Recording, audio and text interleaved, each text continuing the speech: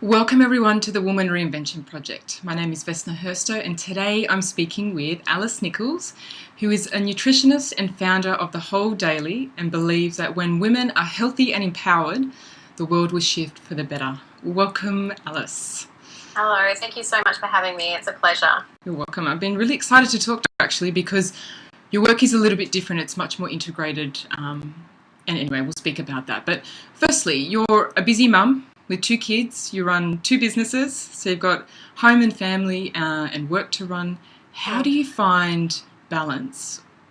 Or how do you make your life work? How do you find balance and maintain a sense of yourself?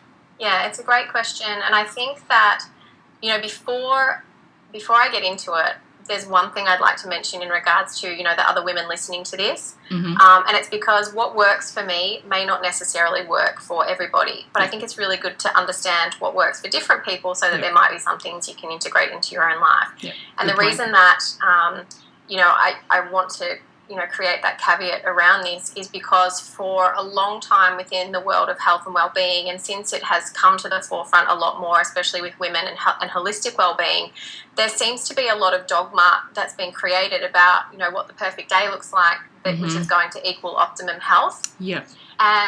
And we are so individual in not just our patterns of health and well-being, our lifestyles, who we have at home, who we need to care for, including ourselves, what our family environment looks like, what our career environment looks like. Obviously, reading the structure of the perfect day being you get up at 5 a.m. and do a meditation and a green juice and a journaling, it's not going to work for everybody. So it's really important to understand that this is what works for me. And, if some of this will work for you, then it would be amazing, but it doesn't have to. You've got to find that own kind of balance. But for me, I used to struggle a lot to find balance and to find ease and to find flow, and I would find myself very stressed and anxious. And these days, what's important to me is that routines actually don't work super well with me. I've tried it in the past. I've tried to do the 5 a.m. miracle morning. I've tried to do the segmenting emails into certain parts of the day and segmenting phone calls into another part of the day, or business development, etc., to do with my health-based business. And I was finding myself that the more that I scheduled myself, the more I felt ill at ease. So these days, the number one priority is that my family life has flow. So when I get up in the morning, I'm not waking the kids up. They're following their own circadian rhythm, which is still before 6:30, to be completely honest with you. But they will get up. I don't have to rush them, through breakfast. I don't have to rush them to get ready for school. And being able and working from home obviously allows me that opportunity. If you're getting up, and if I was having to be in the office at 8:30 a.m., it would be a completely different scenario. But I want to be able to have them be able to sit down at the table and eat a breakfast. And for me, then I can have my coffee. I'm very much into health and well-being. Coffee is my poison, though, still. Me too, don't worry. I really love it. So I get to make my coffee in the morning. And then, it flows on. So I continue that flowing to, like I mentioned to you when I said hi to you this morning, being able to run with the dog while my daughter rides to school, still not having anything I must be at a certain period of time. And then being able to get home, boil the kettle for herbal tea, sit down in front of my computer and open that up. And some days, if I have to do 2 drop-offs, that might not happen until 10 a.m. But still, I'm not starting in a stressed and anxious state. So it's about finding that individual flow for me, and then not saying yes to too much. So, I understand this is becoming a long answer, but just, a bit of a story about me in 2014 was my year of yes. And I'd started creating money from my health-based business online, and I really wanted to get my name out there, and I was emailing and contacting a lot of different events and a lot of different people and a lot of different bloggers, and I was asking to be featured or to get up on stage or to speak at events or all sorts of different things. And then when I was also offered that, I was just saying yes to everything, and I found myself completely burnt out. And resenting a lot of the things that I'd either asked for or said yes to, thinking that they were great ideas at the time. And one of my favourite quotes of all time is by Brene Brown, and it's very good for women because we do tend to be yes people, and that's to choose short-term discomfort over long-term resentment. So I choose to say no to a lot of things these days to keep that flow in my life. that allows me to run 2 businesses and allows me to be at home with my kids and not be pushing them. And of course, and my husband works full time as well and travels with work. So it means that I get to support him, for him to go out and do that without him worrying about who's going to be at home, so to speak. Yeah. So I say no to a lot these days to create that space in my flow, and I think that's really important for the majority of women, to be honest with you. Yeah, I totally agree. I love what you said, though, like to begin with, like about this being a totally individual thing and how you are definitely in the flow with your workday, but there is some kind of key routines, like, you know, your coffee and taking the kids to school and stuff, which is awesome, right? But I think coffee is definitely a routine. Yeah. I don't think anyone, except the non-coffee drinkers, but I certainly don't forget a coffee in the morning. Yeah. But it's really important, as you said, to find your own flow, right? So not go with, this is what a perfect day looks like and this is what then I have to do. And if I'm not doing it, then I'm not having a perfect day and then it's all just rubbish, right? Yeah. Actually, just to add to that, I do have a routine. I think the routine, and I suppose running with the dog kind of, you know, it's not really speaking about it literally, but every single day I have to get outside and breathe fresh air. Yeah. I talk to a lot of my clients about what a freedom, what it means for me to have the freedom to work from home, and it doesn't involve stilettos and it doesn't involve a fancy car and it doesn't involve the latest gadgets or linen or any resorts. For me, it's literally being able to go and weed. I'm a gardener, and getting outside in my yard on a daily basis, breathing fresh air or going for a walk with the dog. Yeah. That's a must-have. That's one of my non-negotiables. A meditation for me is not a non-negotiable. Maybe it should be, but the things for me that are my meditation is cooking, being outdoors, and fresh air. Those are the non-negotiables. Yeah, love that. I think fresh air is should be up there as the top ranking, because so many people are stuck in offices all day and don't have, you know, say they don't have time to get out and just get some, you know, bit of sunlight on their skin or get some fresh air. It's so important. So good one. Okay. So how did you get started into your work? So what brought you into nutrition and mindfulness and meditation and all of those things? Yeah, it's I've tried to condense this story and I end up going off on tangents every time I tell it. So you may be familiar with the hero's journey, and I feel weird kind of speaking that out loud, but I suppose I followed the typical hero's journey path of going from struggle and adversity to kind of trialing over that and then learning from my experiences and being able to use that positively in my life. So I grew up in a household where there was, my mother was abusing alcohol at the time, there was drugs, and there was physical and emotional abuse involved, not directed towards us, but within her relationships, and so mirrored to us, I suppose. Now, she's been sober now for 20 years, which is phenomenal, but it wasn't a great environment to grow up in. Yeah. So not only were we, my sister and I, bearing witness to, alcohol abuse and emotional and some physical abuse as well, but we also grew up in a lower socioeconomic household as well. So there was an ingrained belief, my mum was being supported by a government allowance, and there was kind of an ingrained belief, I think, that we were taught that we were always going to have less than from a financial perspective, and that was okay. And I even was having a chat to my husband about this the other day and trying to describe about how I think we also had an ingrained belief that people with money were assholes. So that was kind of a mindset or a money belief. We grew up in the country, so we didn't have a lot of money. We were witnessing things that weren't very healthy for young kids to see. And so by the time that, and my mother also was kind of like Chicken Little. So she was our female, the example of femininity to us, and it was like a hot mess, and she was not a great example of what a powerful woman could be. She was on a disability pension and a government allowance, and so there wasn't a lot of, you are infinitely powerful type of stuff going on. It was all very much playing small. And we also witnessed her fall apart every time something small happened, like every time a bill would arrive in the mail, or every time the car would break down because there wouldn't be money to fix it, or any time anything, that I would now perceive as really being inconsequential, the whole sky would cave in. And so that was the nurture that we grew up in. So because of that, and I suppose because of that mirrored behaviour and, nurture, in my late teens to early 20s, I actually started exhibiting a lot of that behaviour. So I was abusing alcohol, drugs to some degree as well. I was getting into really shitty relationships with men that I was allowing to not treat me very well. And I kind of just felt like that was a bit of my lot in life as well. Like, this is how we are. This is just like, it was a real fixed mindset. Like, this is what you grew up in. This is what my belief system was attached to. Yeah. And, really looking to the past, going forward into the future, what happened, all that type of stuff. And I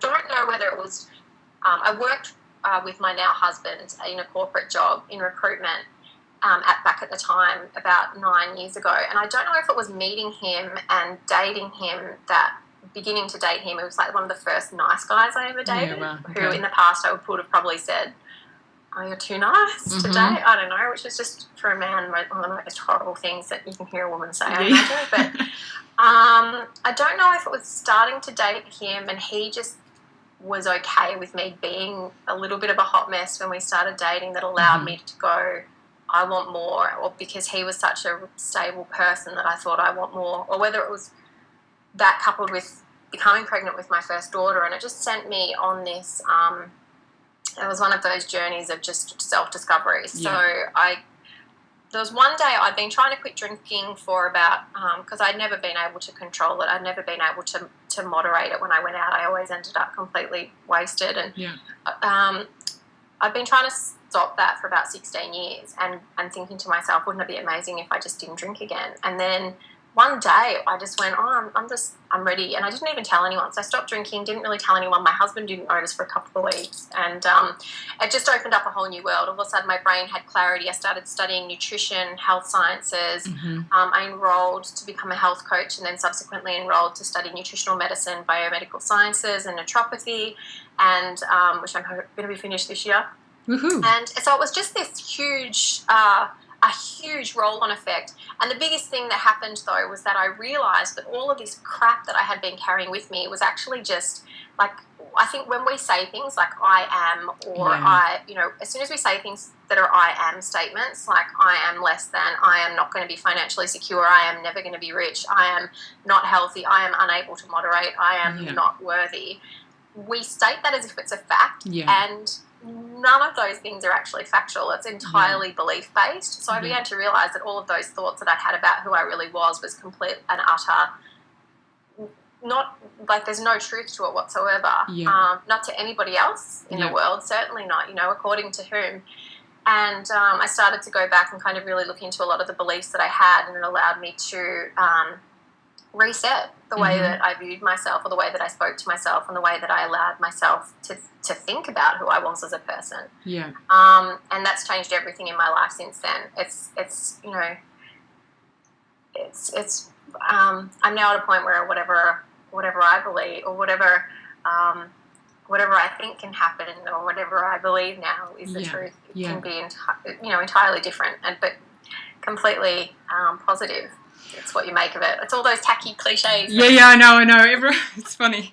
But hey, there's truth in the cliches, and that's why they're cliches, right? So that's a really powerful story, because going from this kind of embedded state where, like, you thought this was who you were and this was hard to kind of change, to changing it quite quickly, Well, I mean, the day that I quit drinking, if you had have said it's going to take you 3.5 years or 4 years from now before you finish your nutritional medicine diploma, would that seem like a long time? I would say, that seems like a lifetime. Or if I had have looked back then and said it's going to take you 3 months before you can go out to an event and not feel like the most awkward person in the world, I would think that 3-month period sounded like a really long time. So looking back, it doesn't seem like a long time, but it's been 3 years of development, and it's a blip in my lifetime, but back then it would have seemed like a long time.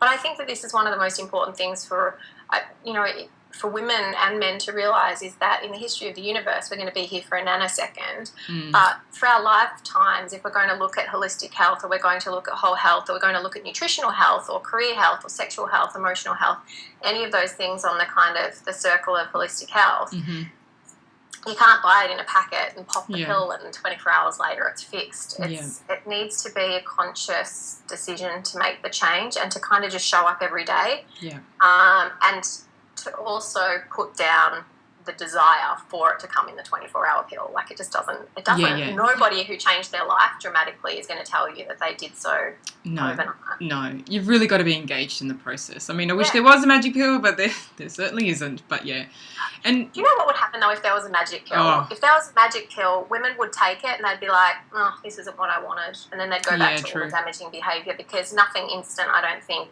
is valuable. That's a huge generalisation. But I think the more engaged you are in the process, because I find with any kind of healing journey or any kind of life changes that you make, it causes you to step up and tap into more of your potential and kind of get rid of those limiting beliefs and really change you on so many different levels. And so if there was just a quick pill, then you wouldn't get those other changes. No, and I don't think you would give yourself the ability to say, I worked hard for this. Like, this was an achievement and I'm really proud of myself. You wouldn't be patting yourself on the back. It would kind of be a little bit hollow, I think. Yeah. You wouldn't have the commitment. Yeah, exactly. Yeah. You look at anybody in the Olympic Games who's worked from when they were 10 years old until they were, 19 before they win a gold medal. When they're standing up on the podium and they're bawling their eyes out, it's the 11 years they're crying for. It's not just the 2 minutes that took them to win the race. It's every single step they put in along the way to get to that podium is why they're crying. It's not about that. The race is the 1 minute race. So Totally agree. And I think with the commitment that you put into it start to show up in all these other areas of your life. When it gets tough and you just want to pull out and you just think it's too hard and you keep going, you kind of up level yourself to be able to do that in other areas of your life where you don't give up when it's too hard or it's too challenging. Yeah. Absolutely. Yeah. There's so many things. I think as well, once you realise you can actually achieve something, regardless of what it is, maybe it's an incremental goal, like maybe it's something quite small. It doesn't have to necessarily be the biggest change of your life. Yeah. But once you achieve that, there's a feeling of, I suppose it's like chemically, it's dopamine. Like, say if you achieve something you set your mind to and then you achieve it, that little bit of chemical gets released and you're like, this feels amazing. And then you go on and do something else. Yeah, it's pretty incredible. We can achieve anything. We can, but we never really, I mean, often we don't push our boundaries, right? We don't go to our edge. We don't cross our edges. Yeah. No, actually, that's interesting. I've got a group of women I'm coaching at the moment, and one of the biggest things that we're talking about is goals and where they stop. First, why they stop on the path to achieving their goals, and one of the biggest blocks is that they create a goal and when they hit the first hurdle, they stop because of fear, they stop because it's hard, or they stop because they say, actually, that's not the goal I'm going for, I want to go for something else, and it's the excuse to walk around. It's like you want to go around the goal because when it gets tough, our brains go, just leave that. Like, you don't have to do that. That's fine. My brain's really like, because my brain will switch on kind of like a spiritual aspect to why I shouldn't do it anymore. It's just not aligned. It's not authentic. It's not this. And I'm just like, yes, that's so true. And then I'm like, hold on a second. If I'm so triggered by this, obviously I'm crossing an edge, right? And I'm just making up stories. That. Yeah. I love that. Yeah. I'm going to use that. Yeah, totally. I'll credit you for you. Yeah. Okay. All right. So, with your work, like, what kind of women are you helping and what kind of work are you doing with them? Excellent. So back before I had 2 little kids, I was looking at doing one-on-one coaching. Mm-hmm. So it was around holistic well-being, and I was really this was before I was training to be a nutritionist. So it was more of an overall health coaching of support. I was actually doing a lot of work with women who were struggling with body image and body weight disorders as well, not prescribing, not giving them the solutions, but really just being the support. And then I started to write a lot of things, and there's still women obviously that I'm in contact through that, but it's not services I offer at this stage. So, and the reason is because trying to balance the one-on-one work with being able to meet only, say, 3 people each day, and even less now with my schedule the way it is, I wasn't giving them the right version of me that I wanted to be engaged with them and to support them. And I was struggling to balance the kids and obviously support Cam, my husband, to be able to do what he needs to do for his work as well. So I'd been writing a lot about mindfulness, a lot of self-love, which was big at the time. I was on bandwagon, so I was doing a lot of self-love. It was a bandwagon at the time, but it's so incredibly needed. I was doing a lot of self-love stuff, but I was doing a lot of mindfulness stuff. I was really myself being cracked open to so many different, to the belief structure, to the power of positive thought, to changing the way we talk to ourselves to change our lives, or changing how we feel about the way we talk to ourselves, like what it really means. And so I started writing about that, and I created an online program called Life Transformation Project, which has got 440 members in it now, which is incredible. Wow. And they're all women. I think they are all women. I was trying to think, I think I had one dude join once, but they're all women. Yeah. It's a really great it's a really great course, but it encompasses a lot of different things. But the crux of it is that I coach around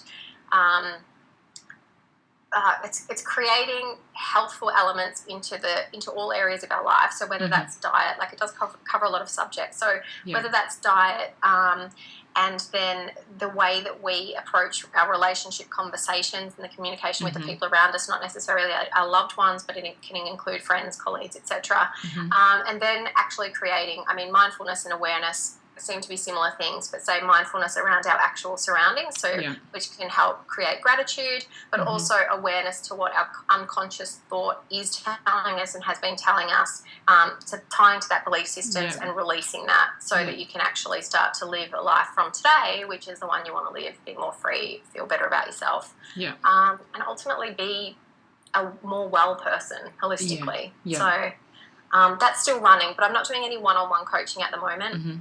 And I'm doing my clinical practice in May for my nutritionist studies and my naturopathy studies, and that's going to be awesome, because when I finish that, when I do that, I'm going to be meeting people in that clinical environment face to face. And to be honest, I'm not sure what that means yet in the future. There's going to be something that comes from it, but I'm keeping my brain relatively free from new coaching events just until I know exactly what that feels like, because the work I've done is still helping so many women, and I'm talking to them on a daily basis still, so that's great. Yeah, cool. Okay, so what do you find, whether it be through your previous one-on-one work or women in the group, like what do you find is the biggest obstacle women face when they're trying to change something, reinvent part of their lives, or even making smaller changes? What's something that they come up against? So the first thing we've mentioned is it's the instant change, which just rarely occurs. So it's needing to be able to be conscious enough to drop the instant change. But I also, it's really come to the front of my mind with a lot of the communication that's been happening either via email or in my Facebook group for the course, that we want to not have to dig into ourselves for the answers. So I began to realise that I was getting a lot of questions about what should I do, or how do I, or etc. And I'd begun to answer them. And about 2 months ago, I really went, is this beneficial to my client to answer this question? Can I get her to answer it herself in a way that's gentle and helps her to dig into what is really going on? Because I think along with that 24-hour or the instant gratification comes this desire for somebody else to answer our problems for us. And really we know what they are. Intuitively as women, and I'm probably men as well, we intuitively know deep down what's going on, but we've probably put blankets and blankets and blankets of belief and doubt and denial over the top of it to block it for so many years, potentially since we were kids. And so I started flipping it, and I started asking the questions back, like, what do you think it could be if you, I know you're saying you don't know what it could be, but if you had to hazard a guess, what would you say it would be? And then we kind of go down this path from there. So I'm definitely answering, but instead of answering with an answer, I'm answering with a question. And we're getting so much deeper, which gets to the point of them actually being able to go, oh my gosh, this is the aha moment. This is what I, never realised would be happening. This ties into this specific thing that happened in the past, or something that's happening on a daily basis. So the number one thing that women need to recognise is that instant gratification, specifically if it's been something selling to you from a huge company, like whether it's Jenny Craig or Weight Watchers or Slim Fast or anything, that's not going to help you in the long run. Probably not in the short run either. I think people are so used to as well. I think we have a culture of, if I'm sick, I go to the doctor, and so they fix me. Right. And so I think that point that you said was really good, that there is no instant gratification. You have to engage in the process and ask yourself the questions, right? Yeah, so absolutely. Yeah. I find what I do with my clients now, I say, if you've got a question for me, I want you to type in the question and give me an answer of what you feel it is. So really getting them to kind of go within before they ask me, because I don't want to be there. I want them to be an empowered client. Do you know what I mean? I want them to, going forward, they know that they can trust their intuition and they can trust their gut feeling and know what's really going on underneath it. Yeah. Yes, absolutely. I think we could become such a nanny nation. It's not just the nanny state. It's like, we're going to tell you everything you're going to think, breathe, hear, read, feel, whatever. And it's just so untrue. I love what you just said, actually. I answered an email recently where a woman asked me a question and she said, you know, how can I do this? And I said, could you respond to me by tomorrow and tell me three ways you think you're going to be able to do it, and I want the response back by 2 p.m. tomorrow. Yeah, awesome. Yeah, and they're totally engaged in the process, right? So they're used to, now when they come to ask you a question, they're going to ask themselves first.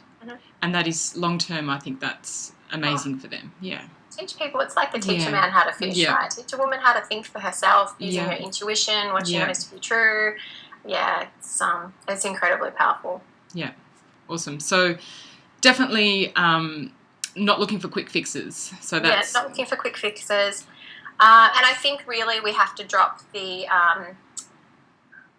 external validation. It comes in so many different avenues, whether it's shopping for clothes, whether it's wearing something or buying something or saying something or being something because other people are saying it, wearing it, buying it, being it. And it's centering into what you really want. So when it does come to goals, I think one of the things I began noticing was that the goals that I had in the past and the goals that women were sharing with me, I was like, is this really what you want? Yeah. And for a lot of women, it wasn't. It was not aligned with who they were as a person. And were they very similar goals? Yes. Yeah, that's when you know, because I've noticed that for myself. When I really want something, I think, hold on a second, I hear everybody else wanting it. I'm like, do I really want that? Because if everyone else is talking about it, it's somehow seeped in there from somewhere, do you know? Yeah, it's really the power of media, especially now, because it's absolutely everywhere.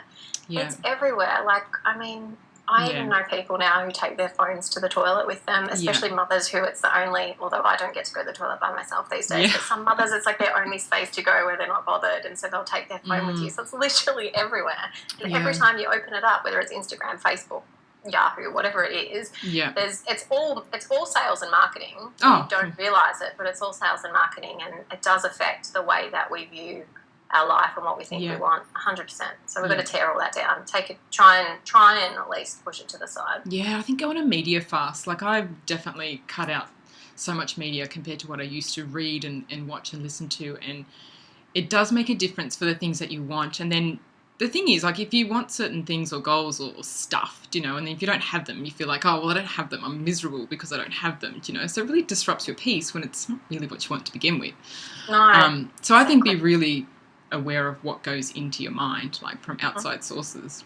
Absolutely. It's a huge thing, and it's a huge problem now with the way that we're raising our kids, I think, in today's society, because they're struggling already. I think even at primary school you see some kids who can't be on their own in the playground now. Like, they can't actually do what the human body is designed to do, or, you know, to focus on a specific thing. Yeah, unless somebody tells them what they should be doing and gives them the electronics to do it with. So it's tricky. That's so scary.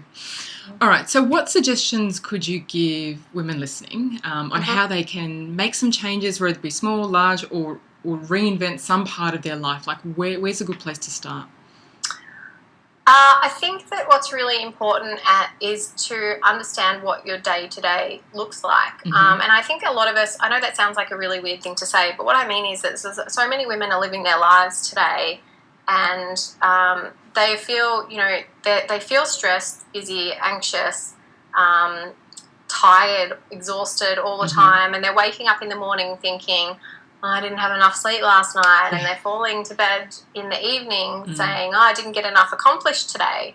But we don't actually know what's going into our day-to-day, into our days, I suppose. So I'd love to see women, first of all, break out what their day really looks like, We did just mention media and obviously social media and the way that we're consuming media these days. And what I've begun to notice is that the women that don't feel that they've got half an hour to sit and read a book or half an hour to garden or do whatever it is that they connect with are definitely on social media for half an hour on a daily basis. And I don't want to be the social media witch, but, and I work online. Yeah. But it is incredible how much of our valuable time we're never, ever, ever going to get back we're spending consuming dead stuff. Like, I'm not saying, if you're reading an ebook on health or well-being or you're watching something like what we're recording between us as well now, that's potentially really, really valuable for you. Yeah. Reading about who wore it best at the Oscars is not going to nourish your life. It's actually not. In fact, it's probably causing a deficit to what you really need in your life. So I think breaking down what really you're doing in your day, and then, we also spoke about understanding what's actually important to you, not what you think should be important to you. Just because some guru tells you to get up and drink a green juice and meditate at 5 a.m. does not necessarily mean that that's going to be something that you can, want to, or should be doing. So finding out what really matters to you, those things are probably very helpful, by the way, but finding out what really matters to you. But simple things are going to be, and this is going to, you'll probably understand this, but the first step is to remove chemical stuff as well. So, that's the third step. So accessing what you're really doing on a day-to-day basis. Yeah. Setting a solid understanding about what you really want. So would you recommend that they set out what they're doing day to day and really look at that list and pick out, well, what's really important for me on that list?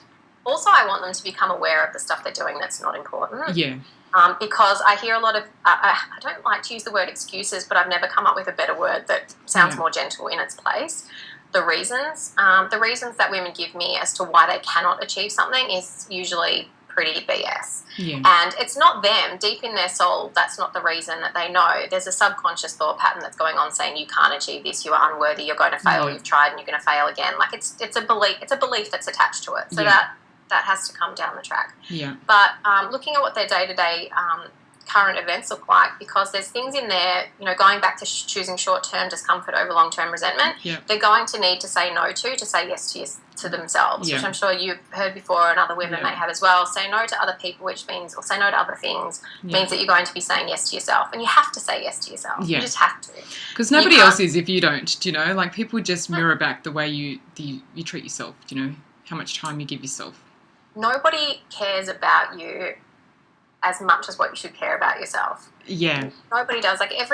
If you're not putting yourself first, you're running to everybody else's agenda in your whole entire life. And then one day you will not be here and your whole life you will have lived on somebody else's agenda, whether it's your husband's, your child's, your partner's, your lovers, your bosses, your colleagues, your friends. They'll take it from you. They will. And it's not conscious. They're not saying...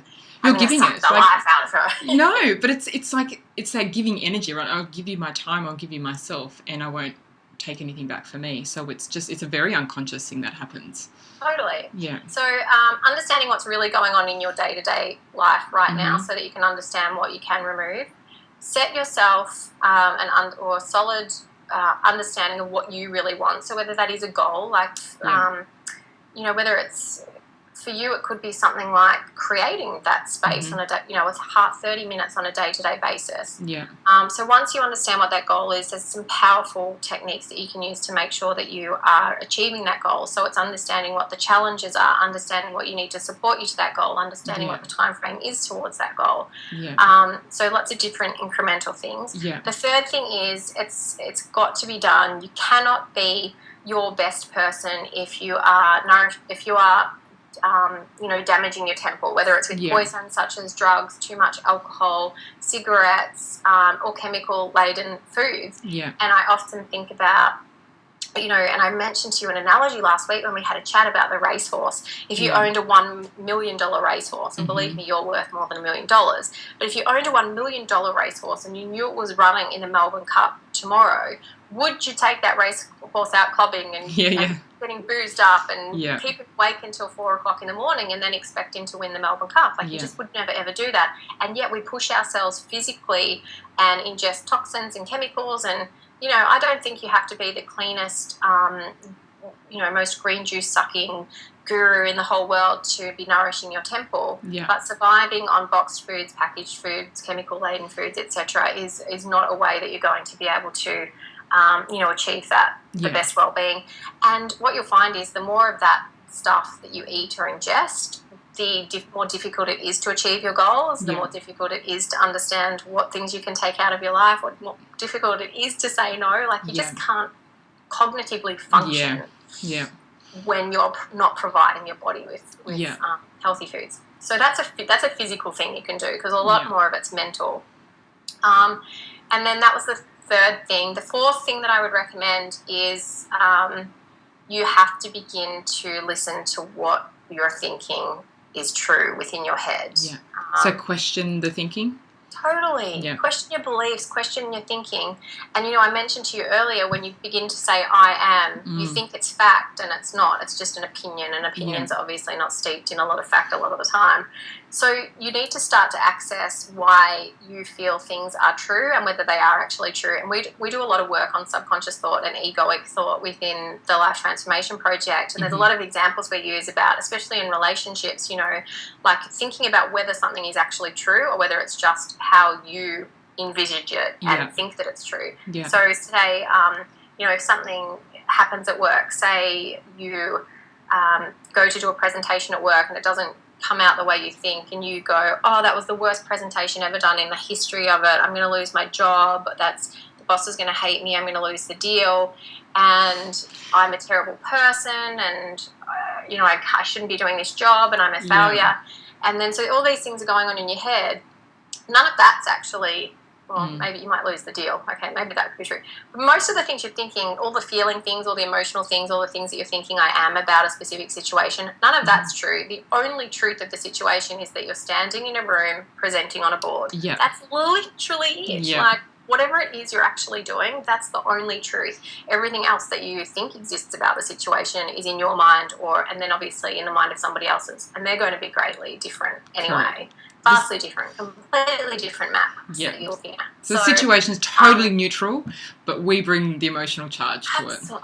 Absolutely. Like, if I could just get into it, when you in relationships, in lovers' relationships, and in parental relationships, it is just insane the amount of imagining that we do that exists, that creates. When you think about it, though, like, sometimes, like, I catch myself with that stuff all the time, but I always find it amazing how quickly my mind can make a story out of something. And how real it can feel. Like, it's just a full body sensory experience of how real that this could feel. Absolutely. And you have to catch yourself and just go, well, hold on, this is going on in my head.